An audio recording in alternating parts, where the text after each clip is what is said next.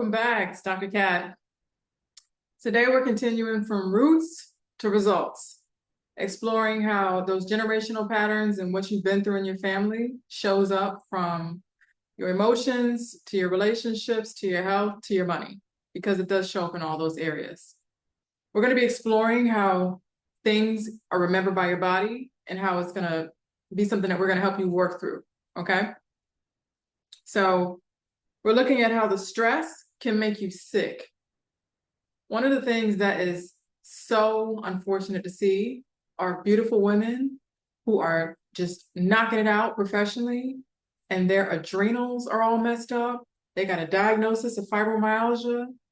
Their foot hurts, their knee hurts, they have headaches and migraines, and they're still kicking that can down the road and trying to make it work, while trying to show up for their partners, their friends, and their kids. And that's just not a good quality of life.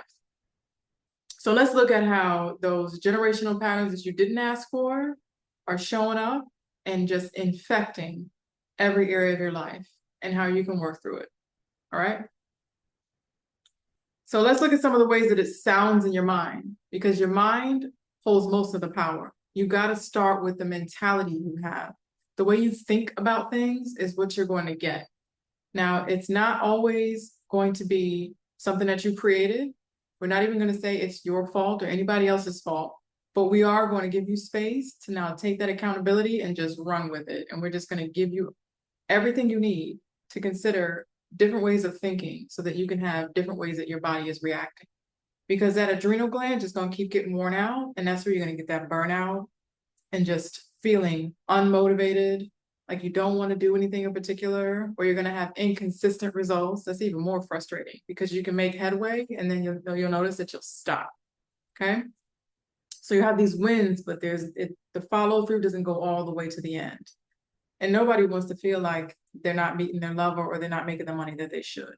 All right. So some of the things that I hear are, and tell me if you can resonate with this. I don't have time to rest. That one's really popular. I don't feel safe slowing down is really what the person's saying. I cannot slow down because I don't feel safe when I slow down. Like I should be doing something. Okay. So that's underneath that, just so you know. I have too many things to do. What if it doesn't get done? What if it doesn't get done right?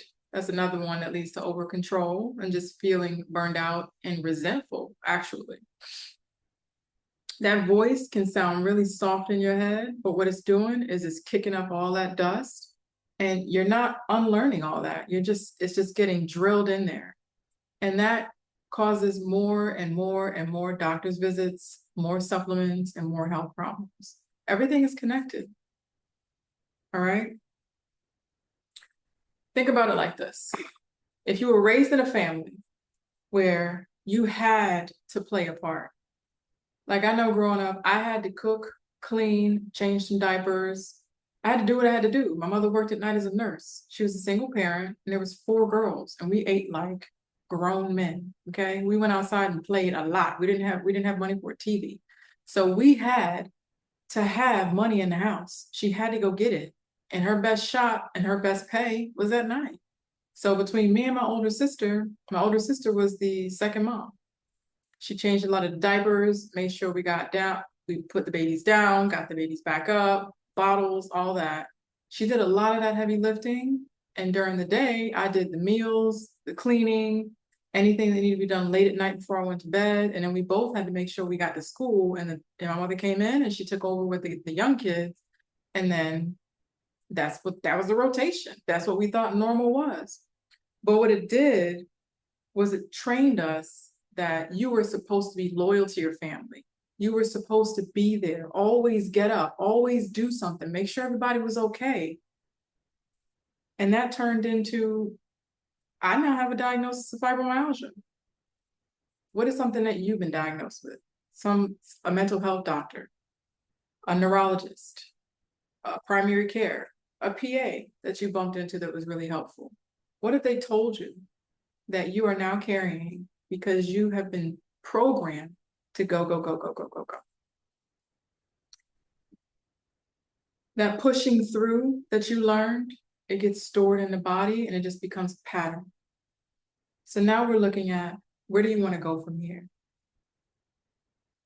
One thing you want to make sure you do is know that your body is lovable, even though it's not perfect. Nothing in this world is perfect. You live with what you've got going on now.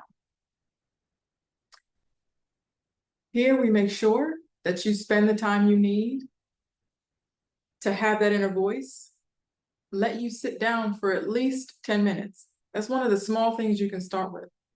Let yourself sit down. Even if your anxiety is rising, at least your body is not running all over the place.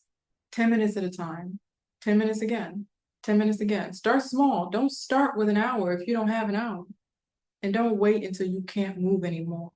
Don't wait until you're screaming at somebody in your house because you've had enough. These are the things that deteriorate relationships. When these old patterns are in our current, they don't belong here. I am no longer the second caretaker in a house full of children. You are no longer where you were when you were 5, 6, 18, and 24. Be in the now. So let's make sure that you're not punishing your body and you're starting with healing. Now, we've gone over some of the things that you can do to unlearn these generational patterns and give that young you a break. One of the things we just talked about is practicing 10 minutes of stillness. Something as simple as just breathing. 4 in, 4 hold, 4 out, 4 hold. It's a box. Breathe when you feel like you want to snap on somebody, or when you feel like the week or the year has just been too hard. Find another way of speaking to yourself. Don't be Pollyanna. Don't be opposite thinking. That actually has been shown to not work. Say something that matters to you. My body deserves rest. I don't deserve to have adrenal fatigue. I deserve a glass of water. I deserve better. I know I can have better, even though I'm too tired to do it today. Because the less you wear yourself out, the more you will have energy to go find that ideal partner, to have a better relationship with your spouse, to parent your kids the way you always hope to multiply your money by 10. That all takes energy. Think about how much it's costing you. If you put money labels on all these areas of life that are worn down because you're worn down, it can cost somebody $100,000 to $300,000 or more a year. This may not be money in your bank, but it could be. Emotional money leads to money. Now, I know you probably haven't thought of it that way, but that's what I'm here for. I'm here to help you multiply your life. So start small, because you already have too much on your plate. So why would anybody who knows better give you 10 things you could do? You got plenty of things you can do from a lot of other videos that I'm giving you. But today, we're talking about shutting that adrenal gland down, giving that body some rest, and unlearning what your mama, your grandmama, and them taught you about wearing yourself into the ground. You better learn how to do that takeout, that Uber Eats, and sit down on the couch for 10 minutes.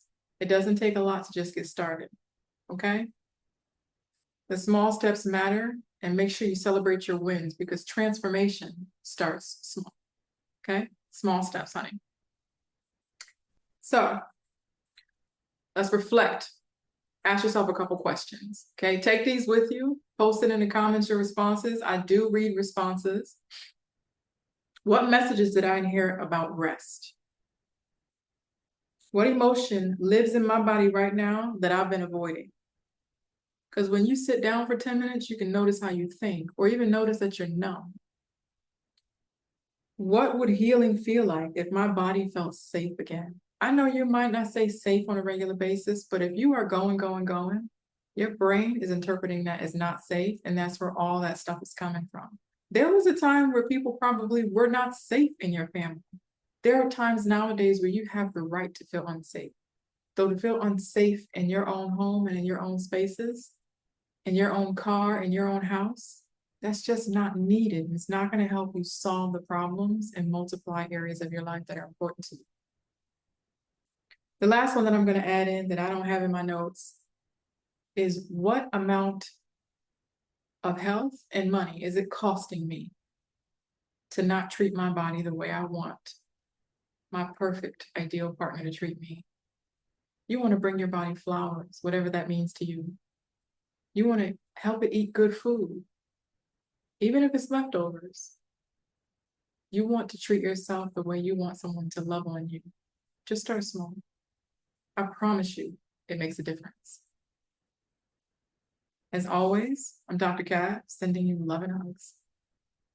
Have a good day.